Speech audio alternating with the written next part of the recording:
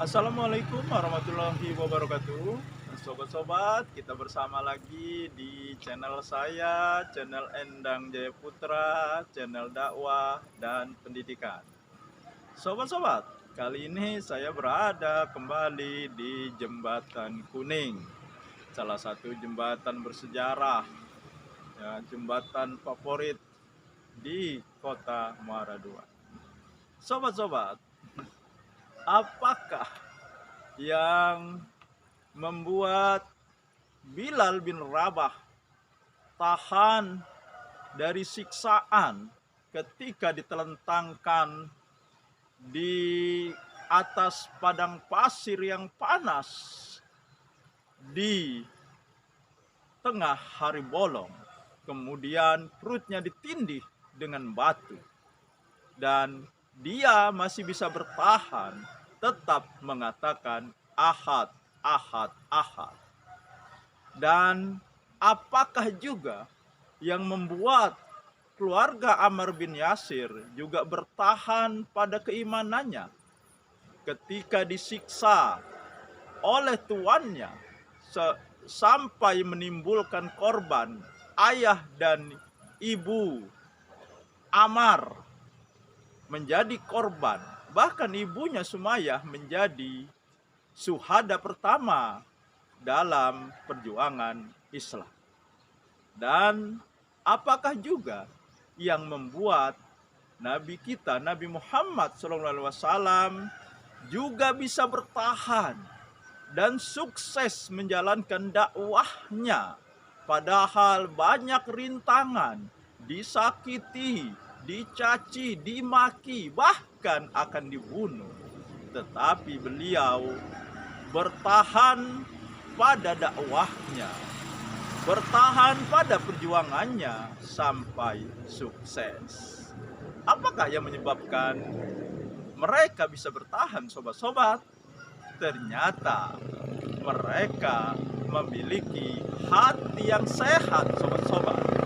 Nah, kalau sobat-sobat juga ingin memiliki hati yang sehat, nah, ikuti terus, simak terus channel saya ini, karena channel saya ini bukan hanya memberi solusi dunia, tetapi juga memberi solusi akhirat.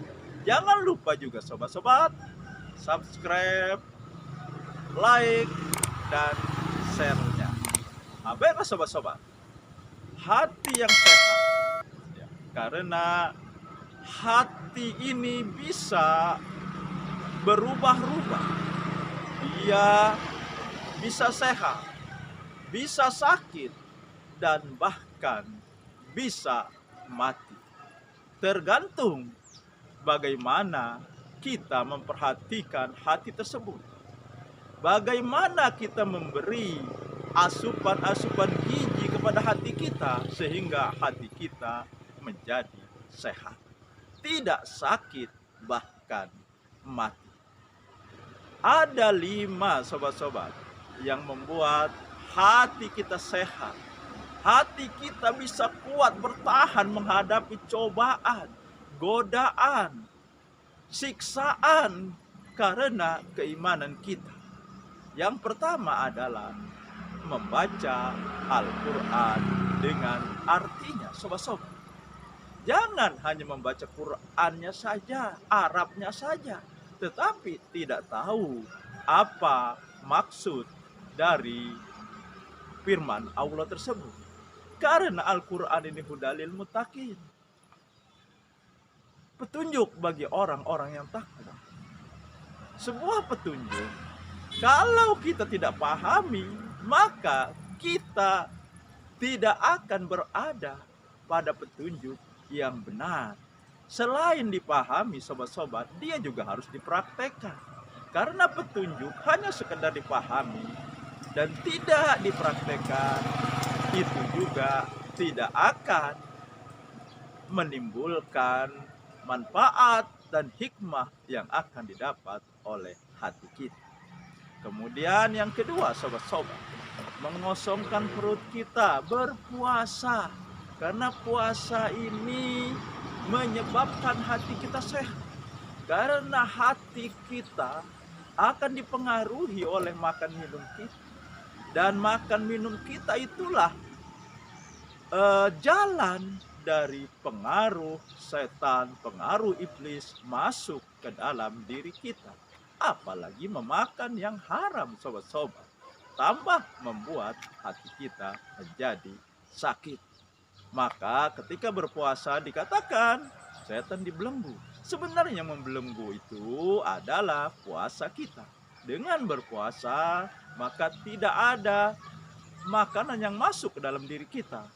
Maka setan juga tidak bisa memasuki diri kita karena kita sedang berpuasa. Yang ketiga adalah sobat-sobat melaksanakan sholat tahajud. Sholat di waktu malam. Karena di waktu malam itulah di mana waktunya sangat hening, maka kita akan lebih khusyuk dan akan terasa sampai ke hati kita. Kemudian yang keempat adalah berzikir di waktu sahur.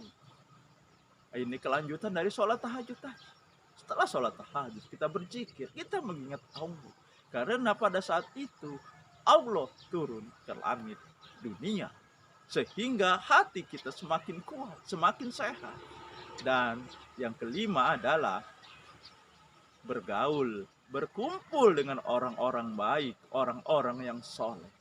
Karena pergaulan, teman, sangat mempengaruhi hati kita, mempengaruhi agama kita. Orang akan dipengaruhi oleh agama kawannya.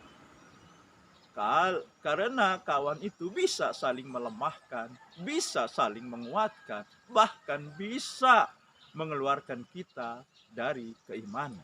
Contohnya, kita kenal DN Aidit, Dipa Nusantara Aidit, yang awalnya bernama Ahmad Aidit.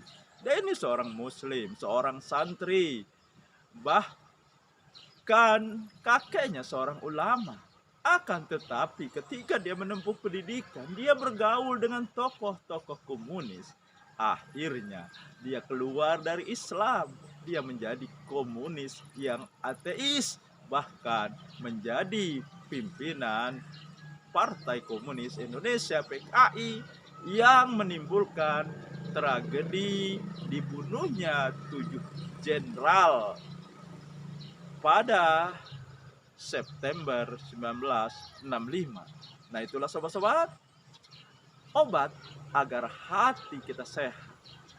Nah sering sobat-sobat kita tidak tahu kalau hati kita sakit. Tetapi kalau fisik kita sakit, kita sangat mudah. Tanda hati kita mulai sakit adalah kita malas melakukan kebaikan-kebaikan. Kita mulai enggan, mulai malas melakukan ibadah kepada Allah. Demikian sobat-sobat, semoga ini menginspirasi dan mencerahkan. Nasru minal fathun qarib. Wassalamualaikum warahmatullahi wabarakatuh. Sampai jumpa.